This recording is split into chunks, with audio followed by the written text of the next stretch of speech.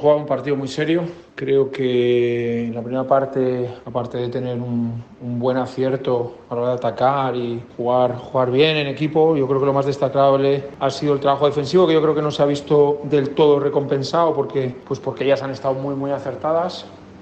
Y en la segunda parte hemos seguido trabajando bien en defensa. Yo creo que ha sido un buen trabajo defensivo durante todo el partido. Yo creo que es el mejor partido a nivel defensivo seguro que hemos jugado en la temporada. Me quedo con eso y con la sensación de ver a mi equipo pues disfrutar en un partido que era difícil para nosotros después de tanta derrota seguida. Sobre todo me alegro mucho por las jugadoras porque ellas son las que lo sufren y lo viven en primera persona. No es fácil perder tantos partidos seguidos, venir a jugar este partido y han jugado un partido muy serio, han jugado muy juntas y me alegro mucho de ver a mi equipo, pues eso, siendo un equipo adelante y atrás durante todo el partido, ¿no? Y eso es lo que más valoro y lo que espero que tenga continuidad. Vamos a seguir intentando seguir ese camino y seguir haciendo las cosas bien para seguir ganando partidos.